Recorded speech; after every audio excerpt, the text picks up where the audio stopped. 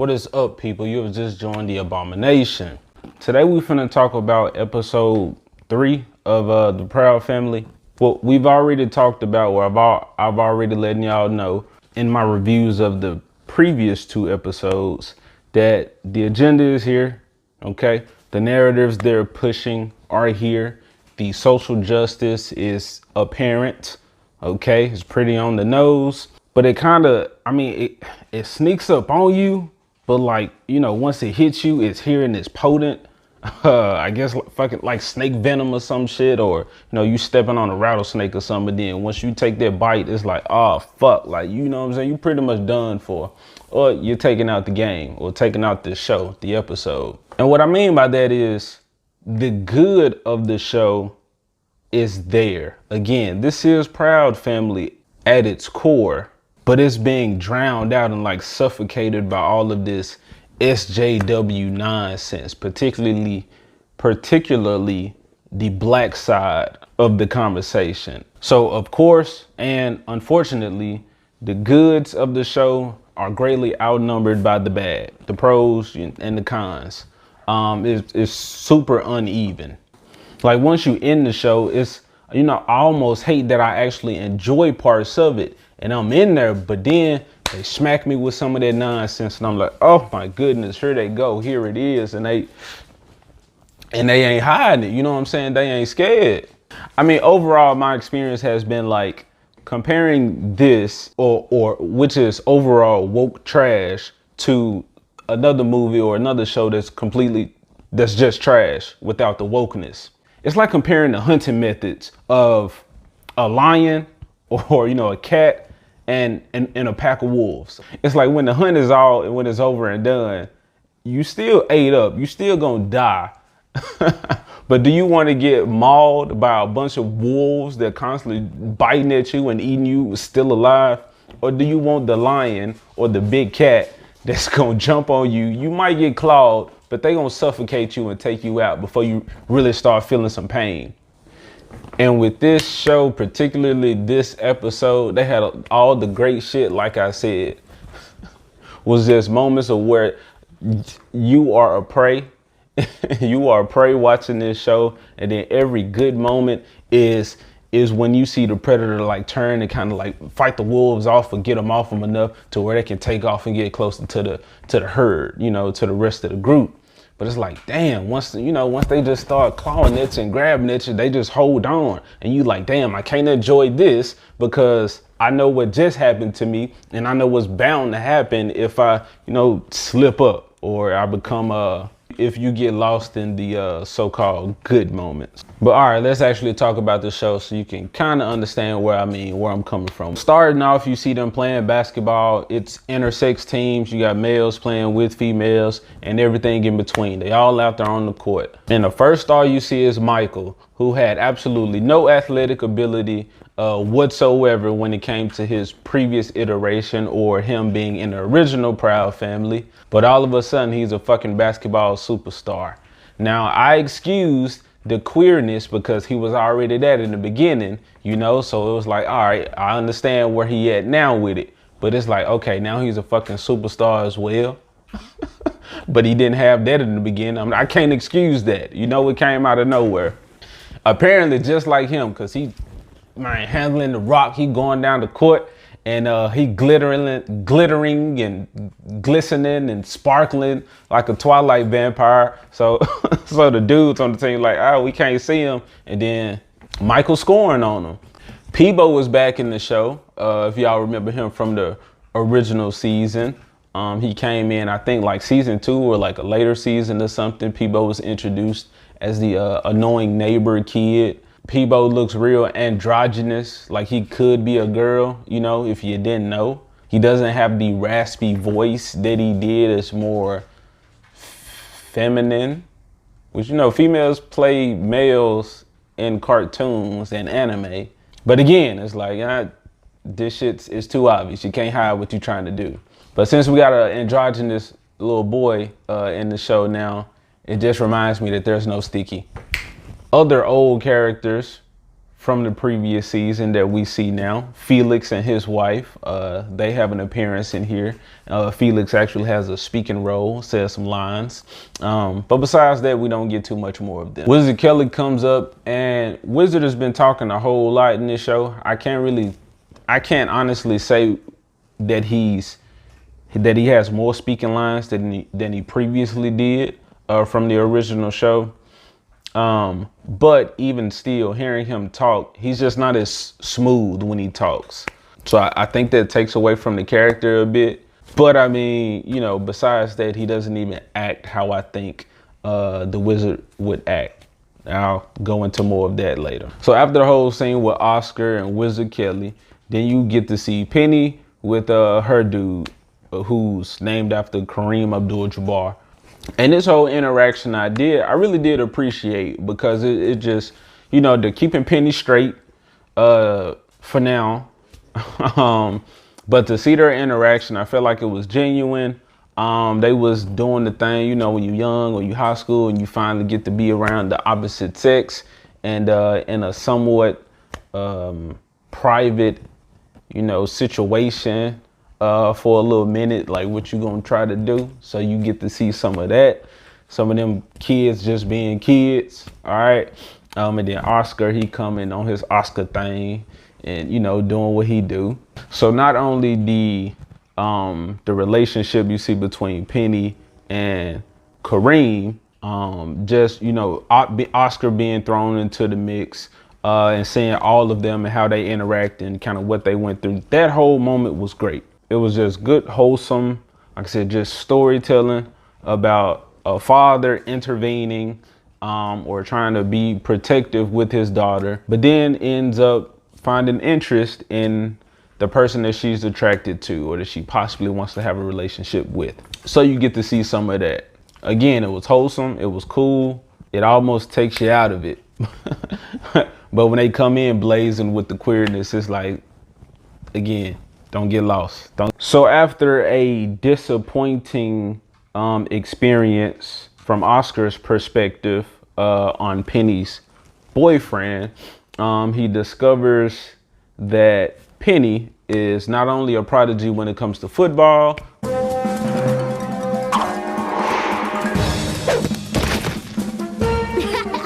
you missed, but basketball is in the proud genes as well. So Penny hooping with the best of them. So she hop on the team now, which Oscar is the coach of. Then you get this sports montage, I guess, with some T-Pain music in the background, which again, it was great. Okay, all of that was interesting, because you see Penny playing sports and how she's not balancing her, you know, trying to please her dad with basketball and trying to maintain what little relationship she has with her crush. And I've said before that this show understands that it's a cartoon and you see a lot of those elements in it. I think this episode took it too far, okay? Because when she was playing basketball, again, it was cool, but she looked like Lola Bunny out there during Space Jam. And you know, we appreciate Lola. Lola was great. She was dope. Most definitely, she was one of the coldest on the team. But Penny is just dominating everybody. Like, she's the best, period. It's just natural. I mean, I would call her a Mary Sue, but she struggles in other areas, which again was mostly in the original Proud Family, but you still see that character in her. And it's slowly being chipped away, and she's becoming, like I said, a Mary Sue. But after the good high moment of them playing basketball, you see Penny dominating, most definitely the boys. I don't think I recall her slamming or shooting on a girl, although there was intersex teams. So while she's paying more attention to the basketball, again, trying to please her father, you got her crush Kareem trying to be, you see him on La Cienaga's radar. Okay, we always knew La Cienega was not a real friend. She was there for, I don't know what reasons, maybe to have people around her that she felt like she was more attractive than. So to, you know, boost her confidence and her ego and make her look prettier. But her intentions are made known with Kareem during this episode. Uh, and some on the nose SJW nonsense was she walks out with a book by Ta-Nehisi Coates. And if you know him, he's a flaming SJW, a black activist. The guy responsible for making the whack Black Panther comic with his Black Brigade in space, and then got Captain America and made him an undercover Nazi, and made Jordan Peterson the Red Skull. So they got this dude book in the show, and then La Cienega and Kareem connect over that moment. So La Cienega is like, ooh, gotcha, got one over on Penny Proud. I'm about to take her man. Now, when I said it was over the top with the cartooniness, and I made a Lola Bunny reference in my head, they actually have Penny's team, Oscar's team, playing basketball against space aliens. And you guessed it. She was grabbed by an alien and stretched her arm out like Michael Jordan did in Space Jam, and she dunked the ball. Now, what they were trying to say with that, I don't know. You know, I can't just completely say they're not creative, because again, a lot of creativity is in this show, but that moment was straight out of Space Jam. I'm just starting to feel like they just saying that girls are as good as dudes in sports, and they trying to make that argument or show that because, you know, Michael Jordan was a skilled basketball player, all right? And then even in the toon world, he still had to adjust his skill and become even better to learn how to use the tooniness, okay? It took a whole movie for him to do that. And Penny did it just like that in one episode. But she been activating her toon powers, you know, throughout the series. I just feel like this was over the top. Now, speaking of Maya being trash, y'all didn't say that, but I said that in the last video. It's becoming apparent. She got another strike against her, because now, if y'all hear my hear that scratching, I apologize to my ferrets over there. They in the garage with me, and they decided to wake up. Okay, when I'm making a video, they do that at night. But anyway, Maya is plotting with La Cienega, or she ain't telling Penny what's up. So she's shady. I'm just gonna say she's a whack character, and now I just really don't. I give a damn about this child, this person, this kid, this teen at all. All right. Her and her gay daddies can be some real background characters, and her supposedly straight brother don't even really say nothing in the series so far. So, I mean, he ain't serving no purpose. Dejanay ain't even going after him like she thought she was. So, you know, if the obsessed person don't like you, then what hope do you have with the people or with the viewer? And I don't even remember the conversation, but when Maya did speak, I guess like, was she going to like the game or something? She said, she said something like, I don't care for any sport that pays their women 1/20th of what a man makes. And I mean, y'all know the WNBA is fighting for like more money or to get paid more. But anyway, so the disappointment that Oscar felt earlier was really Kareem just not showing his true skill, and that he was actually great at basketball. But I guess he didn't want to be a stereotype, or he didn't want to, or he didn't want to play basketball just because that's what his father and I guess the rest of the world put on him. But I feel him, just because he's tall and he got some skill, you know, his heart is in other places. Like, his heart wasn't in the basketball. So I feel him. Why do something to please other people if you're not going to be totally invested in it? Because then you end up being a slave to the people around you and to whatever it is that you making yourself do. But anyway, that big game, or, you know, that conversation that Oscar and Wizard Kelly had in the beginning, it was a basketball game, their teams against one another. And basically it was Oscar and his star player Penny versus these actual NBA star sons on the team, on Wizard Kelly's team. So they tell you that Penny can take out a whole team of basketball players since they came out the womb, with star fathers to kind of guide them. So yeah, strong, independent women don't need no man. Which further proves that she didn't need no man is because she was like, all right, forget this. I'm tired of this. I don't even care about basketball like that. So she told the whole gym, all right, everybody in there, we out. Forget this game. Ultimately forfeiting for Oscar. And Oscar encouraged it. He was like, all right, you want to have a little attitude? Go on. I don't need you. And I don't think Oscar's pride would have allowed him to do that or allowed Penny to walk off their court like that. So again, I don't think that was within character, but that happened. During the basketball game though, or somewhere around that time, Maya and La Cienega had a conversation where Maya actually said, or I guess she was listening to Beethoven, and she said, hey, did you know that Beethoven was a quarter black? He was a brother, which I guess means quarter black Garrett. You got the N-word passed. Morning, niggas. Or at least you are accepted by the blacks because the actual SJW says so. You can take it and run with it if you want, man. Ooh, not for me.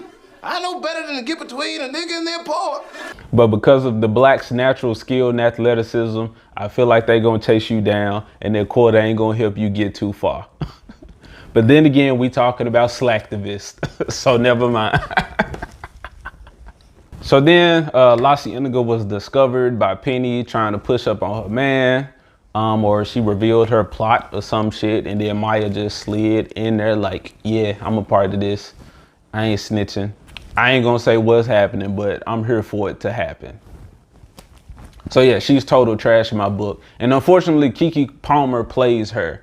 I don't think Keke Palmer knows that she plays a trash character, but she's a great actor, I think, and she plays their pleasant roles or characters that, you know, were appreciated or liked. But hey, it's, you know, it happens. So Oscar loses that bet and Wizard Kelly wins. What does he win? He wins Peebo.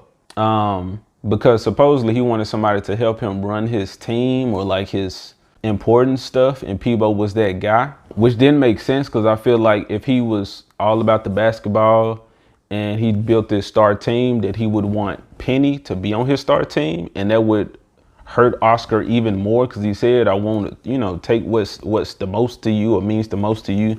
So total opportunity dropped. But no, he didn't want Penny. He wanted Peebo. Again, some little androgynous boy. So I don't really know how to take that or know what to expect from Wizard Kelly. But Kelly is in his name, so children might be his type or what he's into. I see piss coming, I move. She saw piss coming, she stayed. Yeah, she. Again, I don't know what they saying. It's like, are these jokes or not? What's going on? And at the end, they found a way to disrespect Oscar some more, which didn't make sense. Because I guess because he lost the bet, he had to work for Wizard Kelly. Wizard Kelly's female white goon came and just beat Oscar up. And Peebo was like, Mr. Proud. So yeah, so we shit on Oscar and the end. But all right, y'all pretty much got the gist of how I feel about it. Overall, it was trash. Go ahead and leave me a like or a dislike on that video. Make the algorithm work, you know, get folks to see this. And if those buttons are not enough, go ahead and leave a comment down below. Do you agree with me? Are you watching this show? Is it a chore to watch? You know, are you about to tap out? And if you disagree with me totally, and again, I'm all type of phobes and whatnot, go ahead, leave that comment down below as well. You know, be as heinous as YouTube will allow. I don't delete comments. I look forward to the conversation. And if you find any value in my opinion and you want to hear more, subscribe to the channel.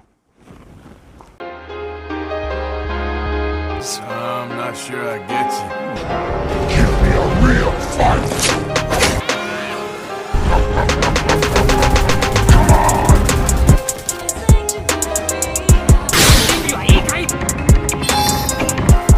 You all right, boy? Any of you guys read that chapter in The Art of War about misdirection?